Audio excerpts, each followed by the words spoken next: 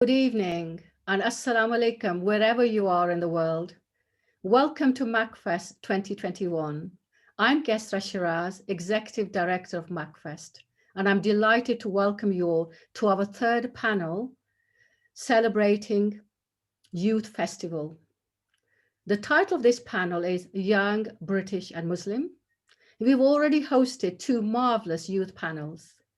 In one, students from Greater Manchester celebrated their cultural heritage with fantastic presentations, making their schools and their families equally so proud. And last Sunday, we hosted this amazing panel with international youth from around the world. And what an amazing, incredible discussion that was. I'm sure we're going to have exactly the same tonight, inshallah. If you missed those events, you can watch them on our Facebook live streaming videos, as well as, of course, on our MACFEST YouTube channel. We are now for tonight, we are absolutely thrilled this evening to host students and their head teachers and their parents from around the Northwest. They're taking part in a lively discussion on the topic of life during the pandemic, Islamophobia and racism. A very warm welcome to all of you, our guests for tonight. Let me first of all introduce you to our chief guests and hosts for the evening, Neil and Donna Johnson. Neil and Donna, despite sharing the same surname, are no relations. They have been co-head teachers of Levenshulme High School since February 2020, leading the school through a time of great challenge like many other schools. They have been at Levenshulme High School, however, for a lot longer than this. Both joined the school in 2013 as deputy head teachers. Together, they have been teaching for about 40 years in schools, both locally and far afield. Neil started his career as a teacher of modern foreign languages and Donna as a teacher of physical education. They both continue to teach today, which is wonderful. I think it's great to continue teaching and have that experience in schools. They're both passionate about young people, committed to inclusive education that enables everyone with whom they work to be the very best that they can be. I'm also personally delighted to add that they are wonderful partners of MACFEST from the very first year, and their amazing school has hosted a live MACFEST Day event each year on different topics, with at least 200 students and staff involved. They will tell you a little bit more about this, as well as Dan Farr, the assistant head of Manchester Grammar School, who also with his team hosted a lovely event last year. Now for this evening, thank you to you two, Neil and Donna, over to you. Thank you, Kesra. What a lovely warm welcome, and in reciprocation of those thanks, it should be us that definitely thank you for the brilliance that you shine on MACFEST and enabling us to be part of this wonderful event. Good evening and welcome to everybody to this very exciting youth panel. MACFEST is a rich celebration of the arts and culture of the Muslim world. In equal measure, it is said that life imitates art, and in turn, art life. As school leaders, we work really hard to harness the powerful voices of our students so that they can be used for good, acting with kindness at all times, challenging injustice, and, in MACFEST's very own words, to spread honey, not hate. Levenshulme High School has been part of MACFEST since its very beginning. We have celebrated Muslim scientists, Muslim mathematicians, and artists, hosting, as Kesra has just said, wonderful live events where our school hall was filled with students and colleagues to indulge in this wonderful culture. The events were also led by our students, something that we value highly here. And this really has meant that we've been able to herald the enormous contribution made by Muslims to our shared world and all of our lives. During this period of time, we have all spent more time online and looking at screens. The online world can be one of enlightenment. We can learn so much and open our hearts and minds to new things. It can also be a troubled and angry place, a place where tolerance and understanding don't seem to exist. We are delighted to have this opportunity to hear the voices of young people. Young British and Muslim is an event not to be missed. Neil and I are very honoured to be invited to host this event, and we would like to open this evening's discussion with a poem by Manizar Alvi called Presents from My Aunts in Pakistan. We will then move to the most important part of the evening, which is introducing and hearing from our young people. So, the poem, Presents from My Aunts in Pakistan by Manizar Alvi.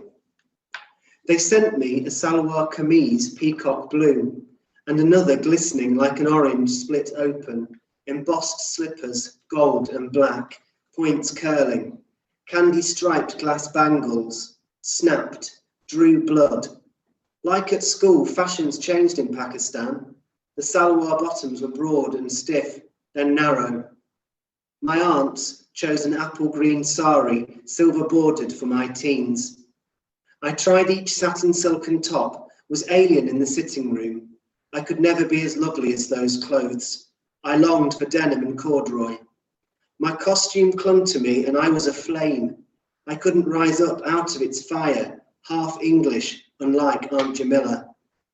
I wanted my parents' camel skin lamp, switching it on in my bedroom, to consider the cruelty in the transformation, from camel to shade, marvel at the colours like stained glass. My mother cherished her jewellery, Indian gold, dangling filigree, but it was stolen from our car. The presents were radiant in my wardrobe. My aunts requested cardigans from Marks and Spencer's. My salwar kameez didn't impress the school friend who sat on my bed, asked to see my weekend clothes, but often I admired the mirror work, trying to glimpse myself in the miniature glass circles, recall the story of how the three of us sailed to England. Prickly heat had me screaming on the way. I ended up in a cot in my English grandmother's dining room, found myself alone, playing with a tin boat. I pictured my birthplace from 50s photographs. When I was older, there was a conflict, a fractured land throbbing through newsprint. Sometimes I saw Lahore, my aunts in shaded rooms, screened from male visitors, sorting presents and wrapping them in tissue. Or there were beggars, sweeper girls, and I was there, of no fixed nationality, staring through fretwork at the Shalimar Gardens. We hope you enjoyed that, and really now it is time to introduce the most important people here this evening.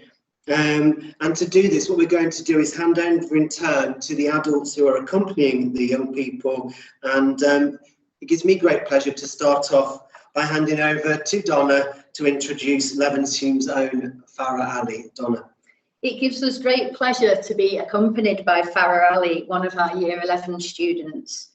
In true Levenshulme High School style and keeping very true to our values of empowering young people, I'd like to ask Farah to say some more about herself.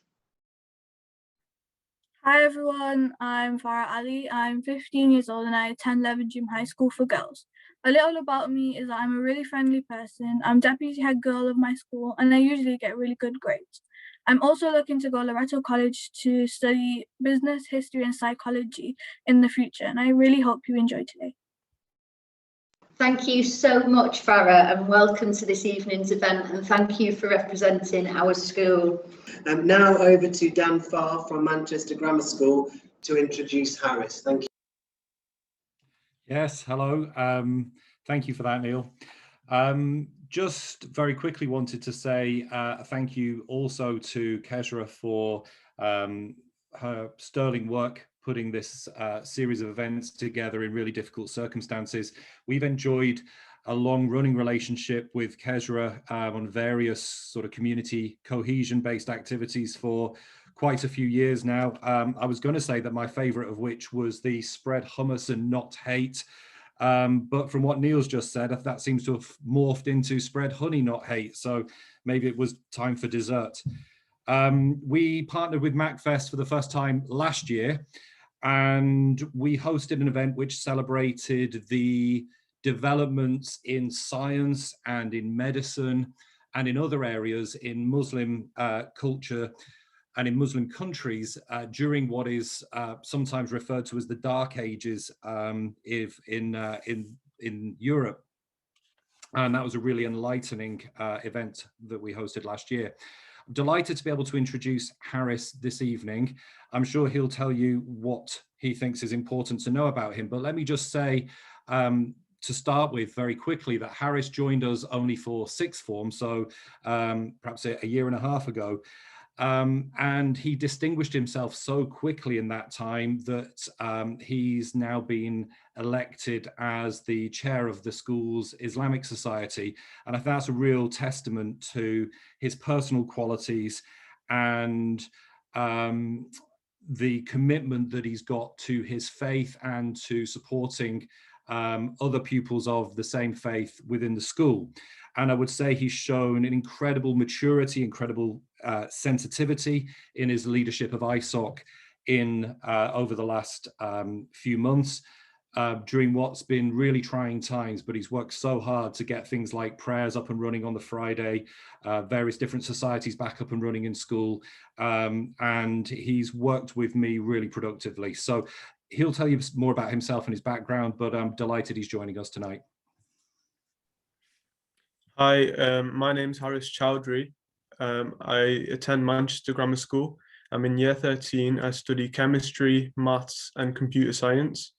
I'm the current president of ISOC. It's been a really challenging year, but I'm really happy from all the support that we've received from the school, and I'm really looking forward to tonight.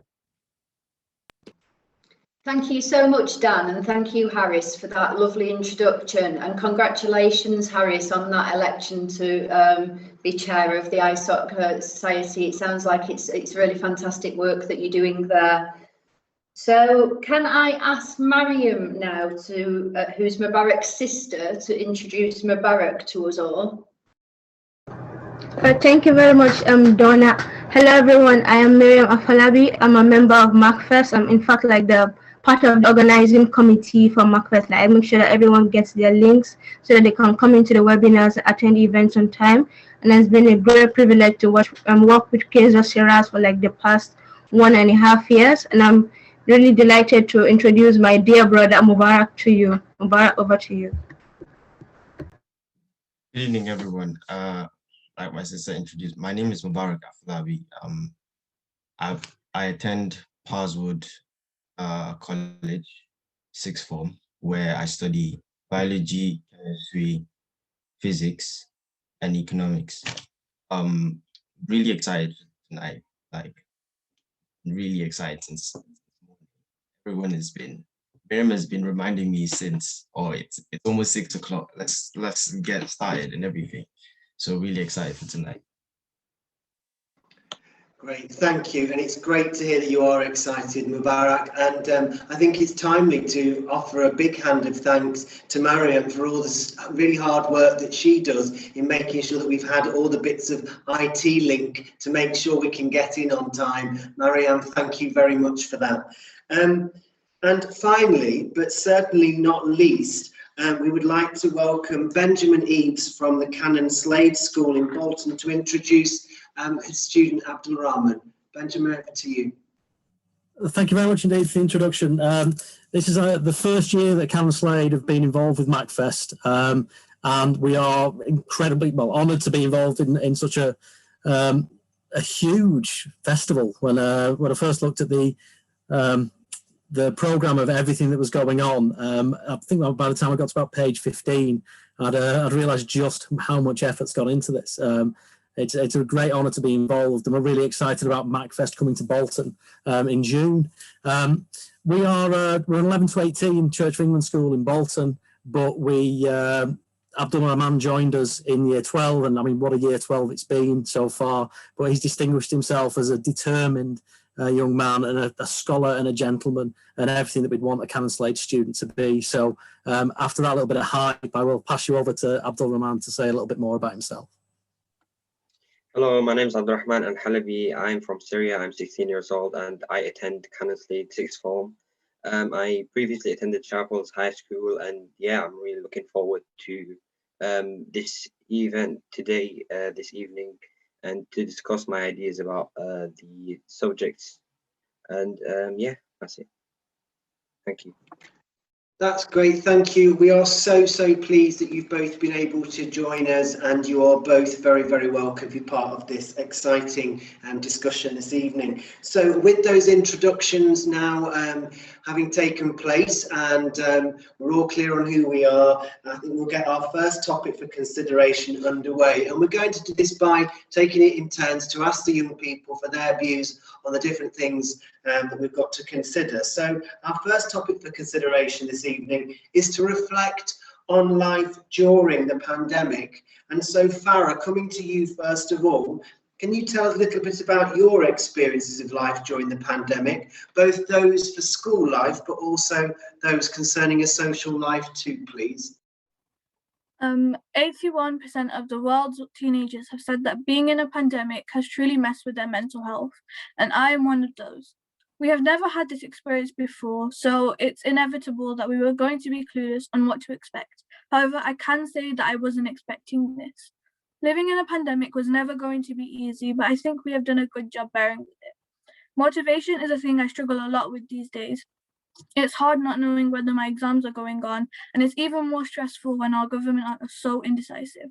I got so happy when they cancelled all exams, only for them to replace it with mini exams. And I know a lot of people are saying that revision should be my first priority right now, but it's hard. This isn't only coming from me, but from a lot of teenagers in year 11 right now. It's hard to revise when 1, we haven't done it in so long, and 2, not knowing whether our revision is going to pay off. Not being able to see friends, revise with them, mess around with them, and being limited to only one space without any type of in-person socializing really took a toll on my mental health and motivation in general. Whilst being in school, my friends and I would constantly remind each other that we need to revise and that we need to do well because our future is continuously being changed by our government, but now it's not the same. Sure, we talk to each other over the phone, but the vibe isn't the same. Something else that has taken a toll on our mental health is online lessons. Don't get me wrong, I prefer online lessons because of the immense amount of support we are getting from our teachers, but it's a lot of work that is being piled on top of us, and not having a lot of motivation isn't any help either. I, like everyone else, have tried my best to keep up with everything, and it is coming together gradually, but assignments are loaded because teachers haven't got enough evidence on our grades. It's pressuring me, but I think we've done a better job than I thought I would have.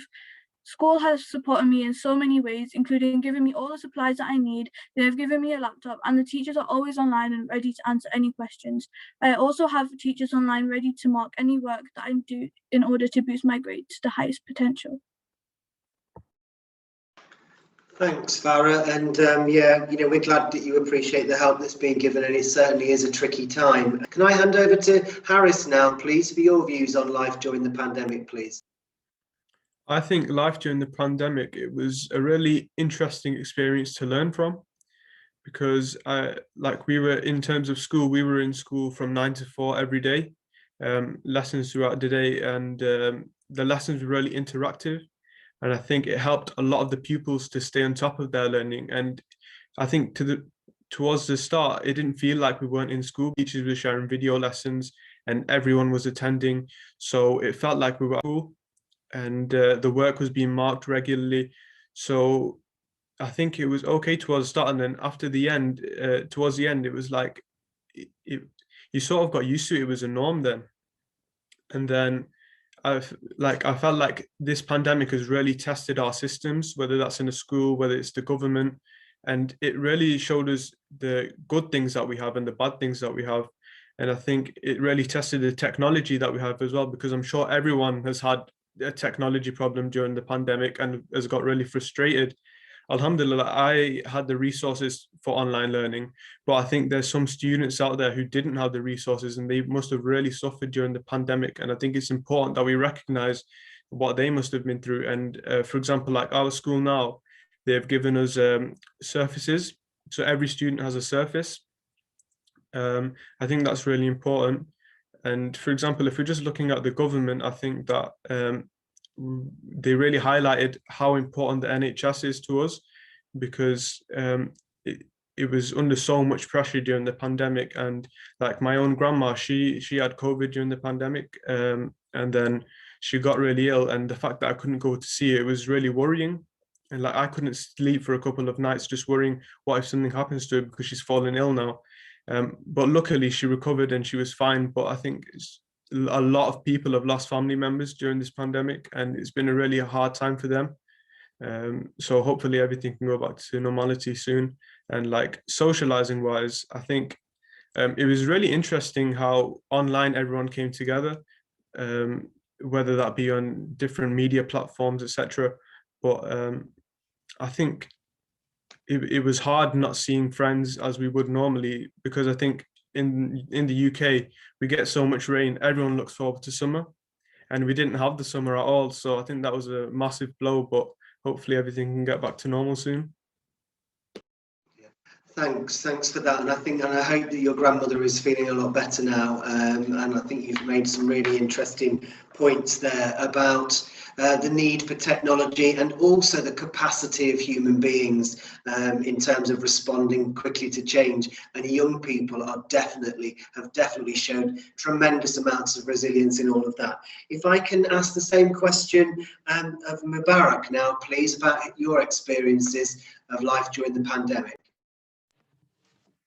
Well, like everyone's said as well, it's been really a mixed emotion of everything. It's been positive. It's been sometimes, you know, a bit too overwhelming where you kind of don't even understand exactly what's happening, because we're not really like in normal times where every morning we have to wake up, go to school, come back in the afternoon, and see friends at school as well. And then like not having to do that it's really gotten to me in such a way that now I really appreciate, like, I thought I would never say this, but now I actually do school. Like at the beginning of the lockdown, I thought, yes, we're not going to school. That's really excited. But the weeks kept going on. I was like, no, I need to I want to see my friends, like need to get back to my learning has been really tough as well.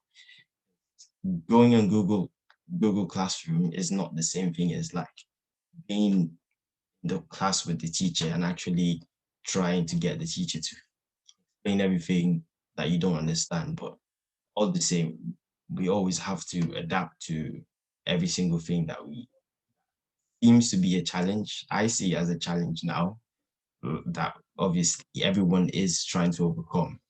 And like also not only with school as well, but like it's also the positives of the lockdown has been that it's given me and everyone else to like that, you know, free time where we all have some more time to do something different that we've not really had much time to do. We've all had more time to I've had more time to watch football, to really like look at what exactly I like, actually look for my passion. I just realized that I really like playing football now, and I always go out every afternoon. That's kind of like therapy to me, because if I can't after we've ended classes on Google Classroom, I can just go out now, because we don't really have to like wait all the time to come back home and feel tired and everything. Just go out and like just kick football out. And really that's been something that really changed routines and everything. It's been really positive, and I won't say negative, because everything, all in all in life, there are always going to be challenges. Humans, we're built to adapt and, you know, overcome. Thank you, Mubarak. What incredibly mature and sensible words, and definitely messages for us all to remember, especially in those moments when perhaps things do feel like they're getting on top of you, to remember that as a human being, we have got the capacity to adapt. I think interesting that you mentioned also that the real importance of being connected in a human way, and be that face-to-face, that the technology can't really replace that, and there'll always be that place for human beings to appreciate and value the nearness of another human being. And finally, can we come to Abdulrahman, please, for your reflections on life during the pandemic, please? Yeah, thank you. Life during the pandemic was very tough for some people. For others, it was quite easy. First of all, it came like as a shock to us. that we were not going to do our exams, our GCSE stopped for a moment, for the first few weeks or even first few months of this very first lockdown. It was just as if we were all happy. It was like a freedom to us. It's like there's no more school or anything. However, when it comes to the thought of it and going through that, our entire like future relies on us having to have done all these past and previous mock exams and all these classwork is very, very hard, and it's very like emotional for us. Some people were feeling a bit down, some people were actually very highly motivated, but it came to us, it was really, really tough.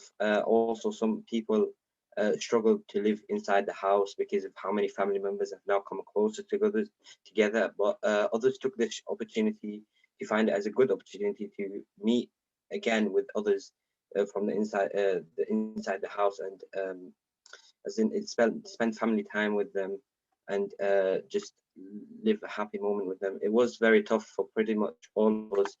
Everyone was feeling their ups and downs in kind of way, but when it comes to like this whole Teams or this Google Classroom thing, I usually disagree with loads of the people that say it's very interesting, it's very helpful.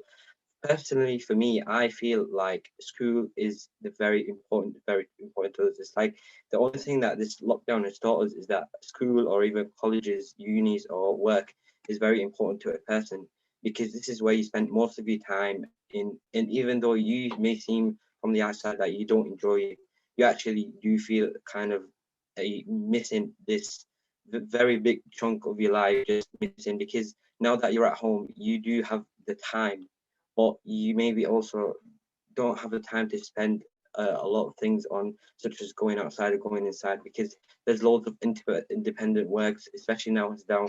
It's gone twice the independent work we have to do, such as doing more assignments, more homeworks, more tests on our own, and more revision. We do get, and the school tries to help as much as we can, and as much as they can. We have to rely on each other. However, it is very hard, and it's really like people need to have the very tough mindset for them to have a healthy routine. Also, another point is that about like their health and their physical and mental toughness, about how people can't go to the gym or go outside anymore for a couple of times, that they're like limited. You can only go to the shop, you always have to have your mask on, they keep this like social distancing thing. People can sometimes kind of set to this, but others really can't just handle this because they're more of social lives. And yeah, I really hope everybody gets through this in the best way. And just, yeah, thank you. Thank you, and I think that spirit of kindness that you've just shown at the end there, wishing everyone to be able to get through it in whatever way they can. And you referenced then the importance of routines, and I know we couldn't agree more with the need for those healthy routines to ensure that we can cope with times of adversity. Thank you very much. I'm going to hand over now to Donna to introduce the next topic.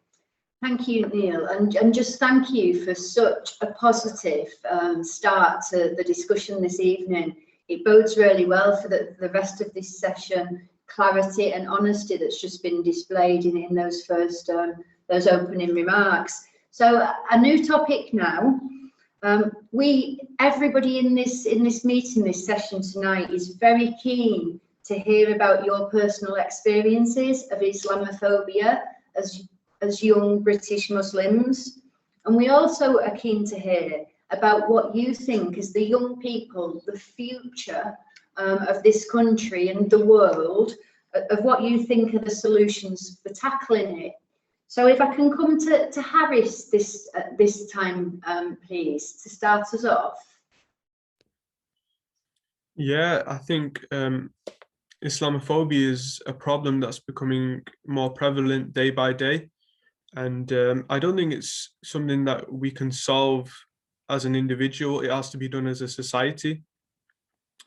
Me personally, I've not experienced any direct forms of Islamophobia, and I'm really grateful for that, because I think, for example, in the school environment, it really has to be enforced by the staff there and the students to make sure that nothing is occurring, whether it's Islamophobia, anti-Semitism, any sort of stuff like that should not be condoned. But I think Islamophobia mainly stems from misconceptions about Islam and people not understanding what the true meaning of Islam is. The word Islam itself, it means that submission to the will of God. So in my opinion, Islam is finding peace in submission to the Creator. And I think that itself shows that the meaning of Islam is peace. And I think the best way to tackle this going forward would be giving an education to everyone to what the true meaning of Islam is. And because there's a lot of misconceptions out there. And I think that, like, for example, in school now, what we've started is a subsection of the ISOP called Ilm Group. And that they basically send out a newsletter, and they have about 15 to 20 articles in there, just short articles about Islam. Some maybe they're not directly related, but just some key concepts that are getting forward, and everyone can read about that and really learn. And I think that's a good way of reducing Islamophobia.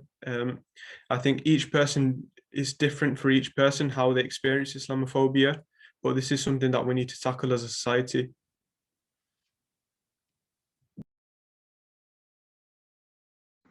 Just on mute. Thank you so much, Harris, and thank you. I think it's a really important start for this conversation, for you to draw people's attention back to the meaning of Islam, a really important focal point for us going forwards throughout the rest of the discussion. And the very important point that you make about society's responsibility to overcome any sort of hatred of any way of life, but particularly with a focus on Islamophobia for this evening. Abdulrahman, can we hear from you next, please? Yeah, Islamophobia is just a very sensitive topic that many people seem to take it as a joke, actually, and it's really important for us to understand. I think the most important factor of this is misconceptions on the social media and influencers around the world that have a wrong idea of what Islam is. And as a fluent Arabic speaker, I know the word Islam originates from the word salam in Arabic, which actually translates into peace. And the Islamophobia is, the whole idea of Islamophobia is it's against prejudice and hatred against Muslims or Islam in general, because of being feared of terrorism and acts of terrorists. This because this is mainly because probably around the Middle East of the international terrorist group called ISIS and other many international terrorist groups around the Middle East and Asians. And it's really important to understand and teach the others about how important this subject is and how people should be more understanding of why it is very important for us to not take everything as a fact from influencers such as the social media, because most of the time people do tend to make jokes, and I was one victim of Islamophobia, being actually called terrorist for like a very long time now, when I first came here, because I originally came from Syria, and people know that back in Syria there is loads of like war going on, and it's like really sad for me to like hear such things, because it's really important for people to be able to understand it's the right thing, not the wrong thing. And it's just people, like, for example, there's like this big example that's going on now in I think the Uyghurs in China. Since 2014, Muslims are being slaughtered and being harvested their organs and being forced to eat pork and drink alcohol, which is actually not allowed in Islam. And being forced to do such thing is just the wrong idea. And I don't think there's any reasons. They're being put in concentration camps, and they've been very agonized by all the Chinese government, which actually tends to hide this from around the world. And I really just like to spread the message to everyone around the world to this very sensitive and important topic. Thank you. Thank you, Abdulrahman, and what incredibly knowledgeable and selfless comments you make this evening. And just to go back to what you said right at the very start of your comments about the responsibility of social media in playing its part in Islamophobia is something that we all need to have a voice about. We all need to speak out about, because it's become even more apparent over this period of time. So thank you very much, Abdulrahman, for your contribution to that part of the discussion. Can I hand over to Farah now, please, to share her thoughts with us? Islamophobia is defined as the fear, hatred of, or prejudice against Islam, but I don't think that does it justice. In all means, it's an act of terrorism that aiming at innocent people, and it has been taken to the lengths of putting innocent Muslims in concentration camps. The world has always been against Islam and its followers for no reason. One big reason as to why people feel the need to fire their unnecessary words at people is because change is happening, i.e. people of colour are now defending themselves by bringing up their problems and going against all types of racism. The racists aren't handling it really well. I think that media representation is also having a big impact on people's lives, hence why a lot of people feel so negatively about it. The media never really shows the world what is wrong. So many cases go under the bush, like the concentration camps and the severe cases of Islamophobia. Instead, the world would much rather know of the latest global trends and the biggest celebrity news. However, it isn't only about Muslims, news about the Muslim that gets ignored, but other minorities such as the LGBTQ+ and the Jewish community go without the right attention too. Anti-Semitism and homophobia have been taken to the extreme lengths as well. This is not only problematic, but it's also the fact that we, as a society, have constantly let this pass without giving them the right punishments.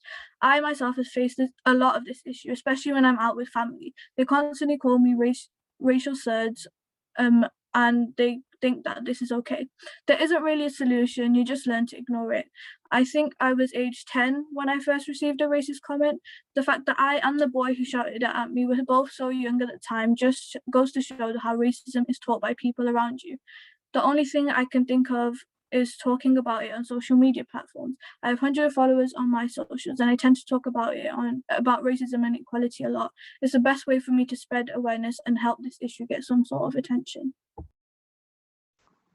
Thank you so much again, Farah. And one of the common themes through everything that the young people are saying this evening is about shining light on things that some people find difficult to hear and to talk about, but everybody on this panel taking a massive sort of responsibility and selfless approach towards doing that and sharing some really personal examples.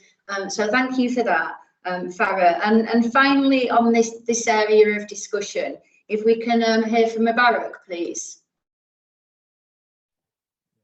Thank you. Like Abdulrahman said, yeah, Islamophobia is a really sensitive topic. And to be honest, I've not really had a personal experience of Islamophobia, but it's really just like I say, as it's mostly about ignorant people who don't really understand what Islam is about, and they just want to hate on it. And I think us as Muslims, we are kind of the ambassadors of that, can lead them or show them what Islam really is, and find Islam as meaning peace. And the way we can show that as well is showing them that through our actions of being peaceful and being really nice, which we really have, but usually, you know, some of the bad news that we hear from international news put really bad images in people's minds, don't even have anything to do with Islam. And it's really, the way it could be tackled is it being talked about a bit more, which is really what is really good. So thank you, Mubarak. You did me a huge favour then, because you did a lovely part of part of summarising what the whole discussion was about by talking about lack of understanding of Islam as being the peace-loving religion that it is, and the need for us to educate the whole of society about that in order to make any progress and move forwards. I'm just absolutely, and I know Neil will feel exactly the same, blown away by the honesty, the clarity, the intellect, the knowledge, the understanding, and the articulate way in which you're all expressing your views. So thank you so much for that. We are going to move on to the next area of discussion. And you'll all be aware of the Black Lives Movement and the marches and events that took place around the world last summer. What are your views on Black Lives Matter? And has it affected any of you in any way, either directly or as a result of something that you've heard or seen about it? And can I come to Abdulrahman, please, for his thoughts? Yeah, once again, this subject is just as sensitive as Islamophobia, and it's really important to open the world to it, because it's very important for the people to understand where racism comes from and how it affects the people around you, and how it can sometimes hurt people by just words that can hurt others by judging and discriminating them from what you are. Because I think overall we're all equal. What makes us different and special is our personalities, is not our skin color, and that's what people don't actually seem or tend to understand very much, because it's really important for us to understand that it's something people need to understand, that it can sometimes be very sensitive. And the Black Lives Matter movement, it's very a new way to understand what racism is about actually, and how it opened to us another meaning of it, and how it's very important. Thank you once again for your thoughts and comments, Abdulrahman. I think you articulate yourself incredibly well then. And one of the reasons that Neil and I enjoy working with young people so much is because often we see things in a complicated way and add layers of complication as adults, whereas youngsters tend to see things in a simple way and have direct responses and direct things that they can do to improve them. And I think most adults have got an awful lot to learn from young people. So thank you, Abdulrahman. Can I come to Farah again, please? Farah. I personally am not a victim of this type of racism. However, I do believe that the fact that people are having to fight in order to gain basic human rights is appalling.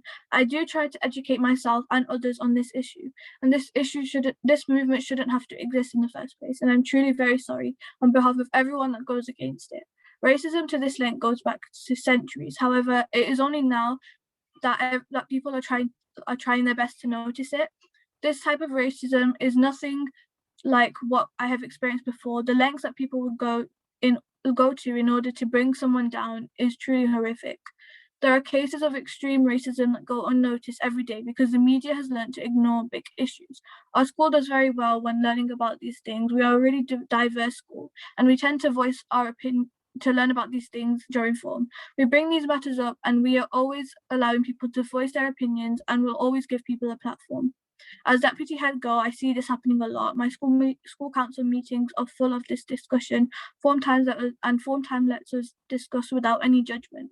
I usually tend to see this talked about the most on social media platforms like Instagram, and it's terrifying that it's mostly the young people that have to bring this up to people's attentions instead of the adults bringing this to our attention. However, if that's what I must do to do my own part, then that's exactly what I'm going to do.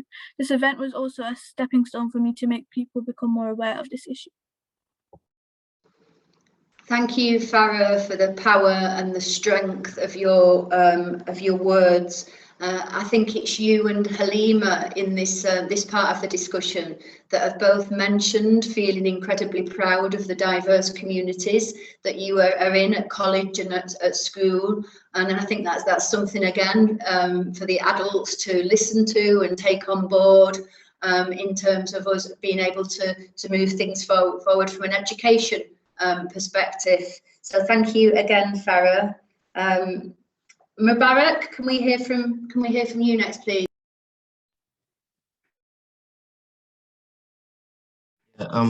Racism as well, though, it's existed for a long time, and 2020, 2021, as well as the coronavirus, we know it's been something that it's been in the mainstream media for a lot of times because of what happened in US with George Floyd and everything. And seeing that as it being something as like a whole topic is a lot of big companies also acknowledging it and pushing it out and actually trying to make it a bit more of something that is really important is really, I'm really happy about that.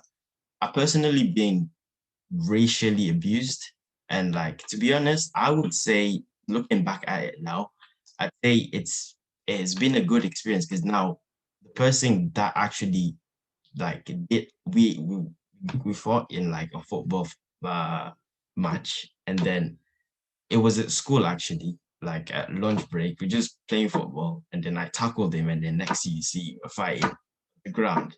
It was quite weird to me. I was like, whoa. But really, a teacher saw it, and then she came to ask what happened. Like, I just said nothing happened really. And I only did that because I really wanted to prove that although you've done something that I really don't like, we can still be friends. Like, and I think that's the difference we're all trying to make of like trying to show people who kind of have that racist perspective that even though they're racist to us, we can always be, nice to them. I told the teacher nothing happened because I knew he was gonna get in trouble if I said anything happened. And like till today we're friends, and that's why I really say it's kind of been a good experience because now we're really close friends where we can actually talk about things that he doesn't understand really. I really cherish that moment because it's been, I feel I feel esteemed to be someone who's really like explaining some of the things that he doesn't understand. Exciting as well to see many things that mainstream media has been putting out about racism. And although it's continuing in, we'll see it in football, in like footballers getting this comments from fans and all those, we know it's just gonna keep continuing, but we always have to keep, talking about it like we are here. And like, this is really good. This is really good that we are talking about it. And I think, yeah, that's it. Mubarak, you are full of energy, and I'm sat here smiling because you strike me as the sort of young man who turns negatives into positives all of the time, and that is going to stand you in incredibly good stead throughout your life. So thank you for your contribution there. And I like the fact that you keep referencing football because I'm a football fan myself. I'm just hoping, Mubarak, that you support the right team. Anyway, I'm not going to dwell on that. We'll move forwards now. Just in conclusion to everything that the young people have said on both of those topics that some people think are difficult to discuss. But things are only difficult to discuss if people don't discuss them and push them under the carpet. And the way that you have come out and spoken so articulately about Islamophobia and about Black Lives Matter is a massive testament to all of you. So thank you. And I'm not going to pass back over to Neil because I've forgotten, Harris, about you, but I've not. I know that you're there. I just can't see you on the screen. Can I just ask Harris to share your thoughts, please, on the Black Lives Matter movement? Yeah, I was quite impressed by the action that was taken by everyone to support the Black Lives Matter movement. But I still think there's still so much work to do. Like Mubarak said, footballers such as like Anthony Martial, he was racially abused so many times over the past 2 weeks. And it's really disgusting to see that it's still happening after all of the Black Lives Matter movement. When I look at racism, like it's happened to me before.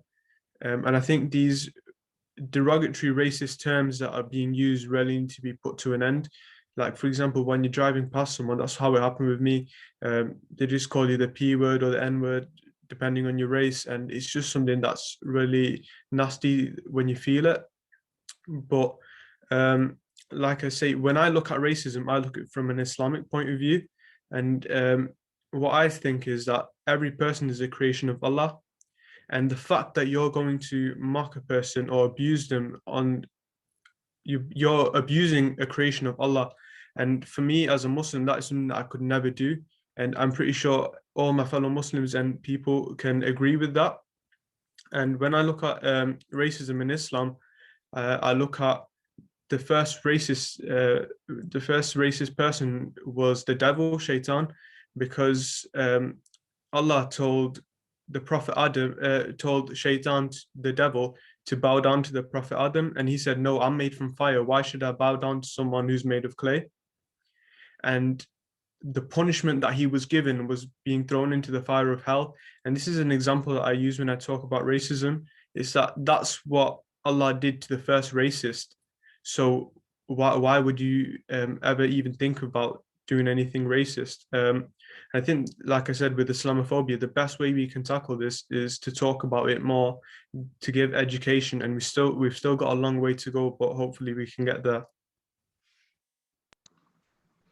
Thank you, Harris. And it's always good to have those examples to make it relatable for a wide audience.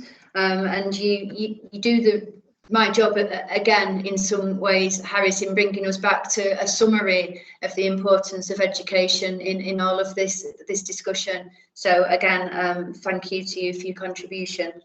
I'd like to echo all that Donna said. It's been incredibly impressive to hear all that you have said, each and every one of you, and how articulate you are, how honest you are, and the courage that you have all shown in various ways to call out what is, and it can only be described as something that is dreadful. The notion of kindness is one that is a universal value to all of mankind, and one that none of us should ever forget. And I think all of you have talked about the massive need for yet further education, possibly from the young people to the adults, but definitely the adults getting very quickly on board with this, because it's evident that the young people know how the change needs to be. The evidence shows from the young people's voices this evening, this is the direction of travel that we all need to adopt. So thank you very, very much for that. Speaking of powerful messages, I wonder if perhaps as we sort of end this final part before we see if there are any questions, if we move around the group again, and if you could share your feelings on what you feel young people can do moving forward, especially as we move out of the pandemic, in order to celebrate both national and international diversity, and what we could perhaps do to do that. If we can come to Mubarak first of all for that, how can we go about celebrating diversity even more? Celebrating, well, really cherishing each other, and well, it's really easy to say in tongue, but also it's been really, you could say, tough during the pandemic, friends and everyone. Obviously, getting back to normal, it would really, everyone misses each other, and it would want everyone to be like, everyone would want to know what everyone's been up to, and I think that's one way of celebrating each other. That's definitely something that would celebrate, I think would be really good. Yeah, I absolutely agree, and I think there's a phrase, absence makes the heart grow fonder, that people say that perhaps this time apart that lots of us have had will make us value each other's similarities and differences all the more, and I think cherishing that is something that we should all seek to do. If I can ask the same of Farah now, please. There are a lot of things that we can do as young people. Like, there are hundreds of petitions that take less than 5 minutes to sign. Sharing the petition so it reaches its target audience, and making sure like its goal is met so that the government has a representative and will debate on the issue. Signing petitions have helped with many things, but it isn't the only thing that you should do. Raising awareness, texting or calling numbers to help save the people that have been wrongly accused, donating and educating those who are ignorant enough to be racist are also examples of things that you should do. There are a lot of like resources on the Black Lives Matter movement website, helping someone on the street when you can see that someone is throwing racial comments at them is also a way of helping on a smaller scale, and it will show the person that needs help that you do support them and that people are there for them. Using your voice for good is also a huge thing that you should do for support. Obviously, you don't have to do a whole speech about it, but asking someone how they feel or asking someone if they need help is something that will let not only the Black community but people in general know that they have your support. And what a lovely thing, what a lovely sentiment that is, that acts don't need to be enormous. Small acts of kindness can really support each other too. Thank you for that, Farah. Abdulrahman, if we can come to you next, please. Yeah, like what Farah said, there is loads of things that we can do, but the one thing we could do is always keep on being more aware and keen of what's going on happening around us, and always expanding our ideas and asking questions about what's right and what's wrong, and how important and sensitive some topics are. And mentioning again, the social media is, do not always be influenced or even fooled by the social media, because not everything is said to be true. That's why you always need to check your facts and check how true is something. And also if we all kind of move together to one movement such as the Black Lives Matter, if the young and the people spoke about it all as one voice, it would really make a lot of difference, and it would raise a lot of awareness, such as the Black Lives Matter movement or even Islamophobia, that really can help the society move on forward and progress in life and urbanize. Thank you, Abdulrahman, for yet another really comprehensive and insightful view there. And I think just that notion of solidarity really shone through, the idea of coming together and having one voice, but equally, almost going back full circle to where we began, the notion of using voice for good. And that's certainly what you guys are doing this evening. So thank you very much for that. Harris, if we can come to you next, please. I think the best way is to love each other, basically, live nicely with each other. That's the main goal that everyone has. But I think what we can do is, for example, the work that MACFEST is doing to embrace multicultural things. Also, for example, in school, we could have a multicultural day. And I think there's a lot of work goes on in schools, but we don't have enough as a community, maybe in a local area, which involves adults as well. And I think that would be really helpful, maybe as a community. So I think that would be a big step forward. Isn't that just a wonderful idea? Some enormous celebration, which again is just about opening eyes, isn't it? And dispelling myths, and all of those things would be really helpful. That's brilliant. Yeah, absolutely. That small step, again, someone being able to see the empathy, someone leading the way with courage themselves, only showing others that they can be, that they're not alone, that they can similarly take part. Thank you for that. And once again, thank you to all of you for sharing your thoughts in such an intelligent way. Donna and I are always blown away by the wonder of the young people with whom we work, and this has been extended to a broader range of young people this evening, and it's been a genuine joy to be able to listen to the things that you have been saying. Donna? Yeah, just to summarise by just saying a little bit about each of you, because your contributions have been absolutely outstanding this evening. And it's lovely to meet new people. Farah's not so new to us, and we knew what to expect Farah to say in some respects, because we know her, but we didn't know what other people were going to share with us this evening, and it's been absolutely enlightening, heartwarming, positive, and just very humbling. Harris, just to talk about Harris first, we can totally see why he's the chair of the ISOC group at his school. He's an impressive, intelligent young man who sees the positives, talks about systematic change, which is a really important thing for us all to be aware of, and has excellent diplomatic skills, and has obviously got a very bright future, as his family and his school will know.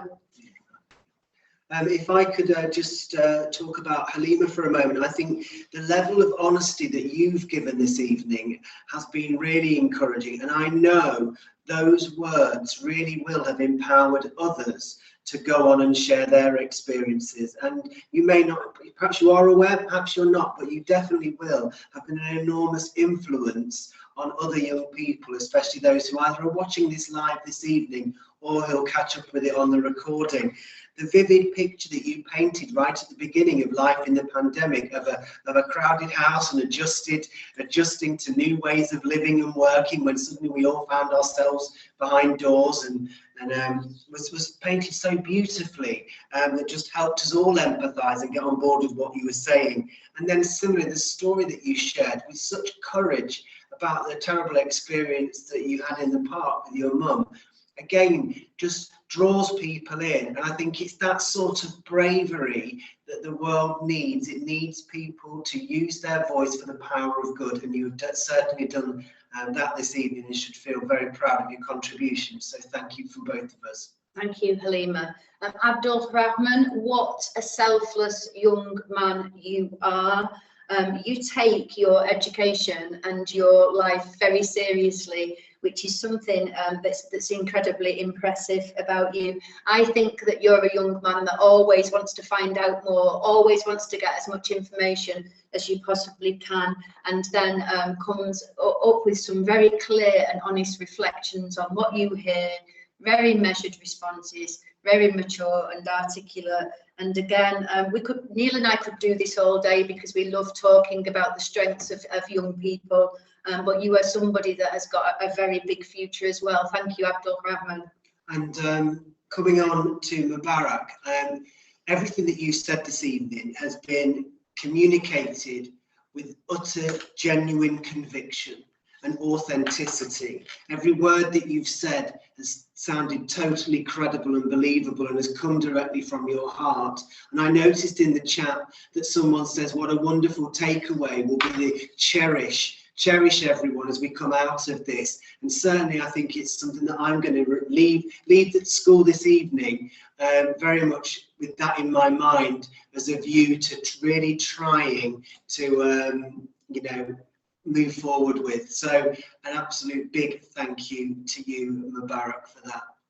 Thank you, Mubarak. And last and by no means least is our very own, and we don't mind saying that, our very own Farah, who is honest and clear and passionate and mission driven and absolutely determined that she's going to do something with her life that impacts positively on the lives of other people. And it's by no mistake that she's one of our deputy head girls. She's totally well placed to be able to take on the responsibilities that role has. And I just love the fact that Farah comes back to saying things are about asking people how they are, and kindness, and the really simple things that we can all do to help each other every day. You make us proud, Farah, as you all do, but thank you for your contribution as well. Thank you for that. So in terms of the formal part of the discussion, they were the topics that we had a little bit of advance notice about, although I'm sure the young people don't need any advance notice to discuss these things that are so very close to their hearts and their lives. I've not noticed any questions in the chat. However, if anyone wanted to pose a question in the chat, I'm sure we could put those to the young people. Otherwise, we can end with some closing remarks. I'll just give a moment for anyone to write any questions in the chat.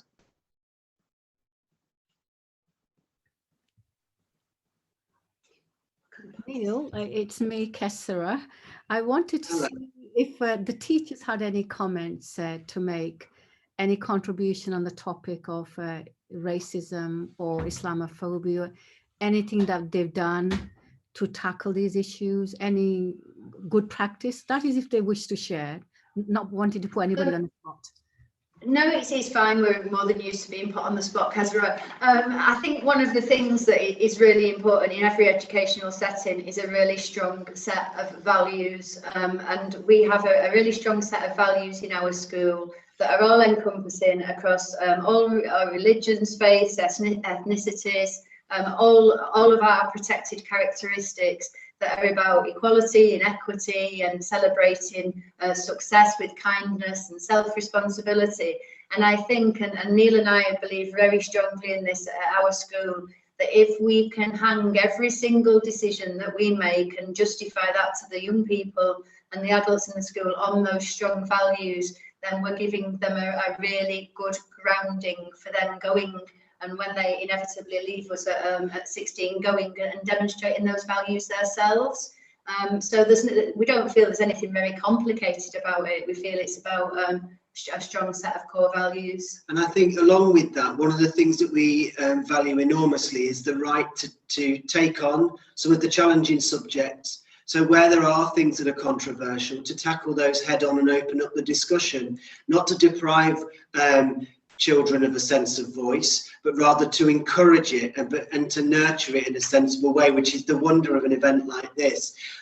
We actually, it was about 5 years ago that it was a student suggestion here at Levenshulme High School to have a multicultural day. And it's interesting it's been raised here. And it's one of the things that was missed from our calendar last year, because typically it takes place in the summer term. And of course, last year we were in lockdown and we weren't, and everyone comes in their own clothes. There's different cuisine on offer, presentations are done. I can see Farah nodding, and it's a real popular day amongst the students. It was one that was born out of a student's idea, and one that we ran with as such an important thing about opening doors.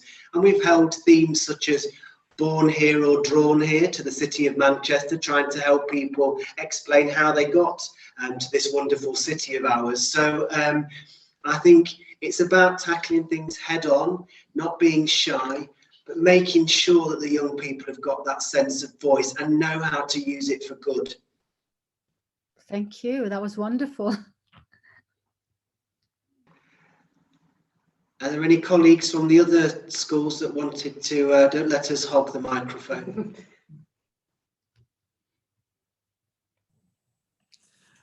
Yeah, just to jump on that, I think it's one of those things that as educationalists, we have such a huge responsibility, not just to educate students academically, but, and I think going back to some of the comments of the young people tonight, school is a social place. It's a place of social learning. That's where you learn how to interact with people. When we've had comments like, we need to take what we do in school out into the community. That's a really key part. You get people to come together as a school community, and you want them to take it out. But what we need to do is welcome the community into schools. Preferably not during lockdown, obviously, but when we're out of lockdown, when we're looking towards that future, being able to use schools to host events like this, where you raise awareness, but also to get it out there into your local community, into the wider Greater Manchester area. I think that's it's a responsibility that we need to hold central to everything that we do within education.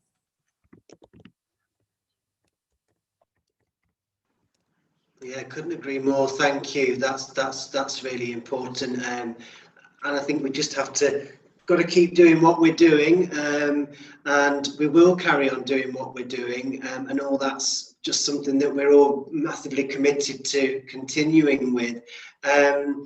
Interesting, I noticed in the chat there that Susie has said that there was a first multicultural day fundraiser that was brought a bit before Donna and our time. However, I'm glad that this has been resurrected as something that's now reinstalled as part of a Levenshulme High School tradition. Is there any other comments that people would like to make this evening?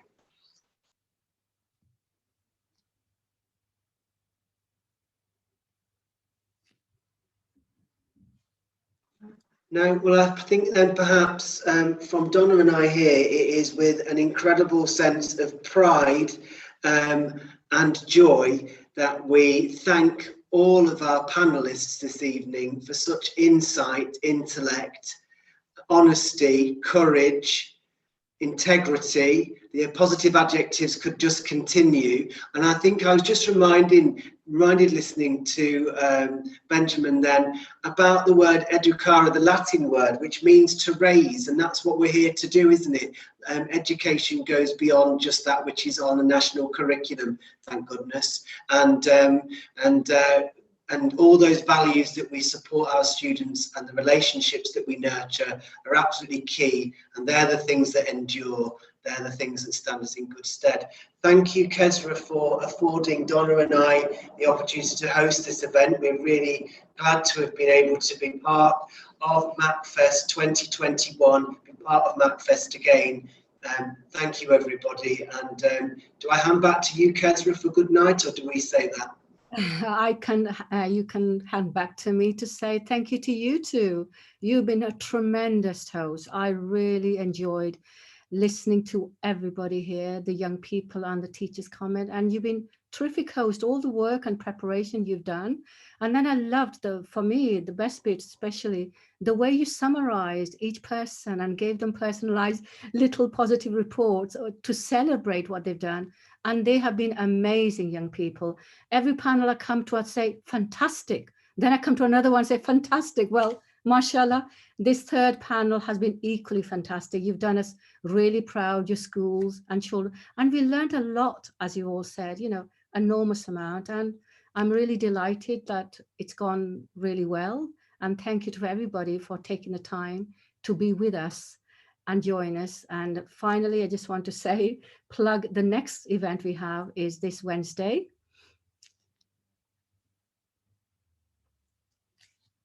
Yes, there we go. So we've got the next event on Saturday, the 20th of February at 6 o'clock until 7:30 p.m. We've got this challenging racism in the photography industry. You can book via Eventbrite, and I know that the links are on Twitter, and no doubt the brochure has been emailed out. So yeah, please do click. I just noticed, Neil, the events on Wednesday. I think we made a mistake there, typo errors. So it's in 2 days. At least we've seen it now. And that's fine, as long as. So again, thank you to everybody. Good night and assalamu alaikum. Assalamu alaikum. Good night.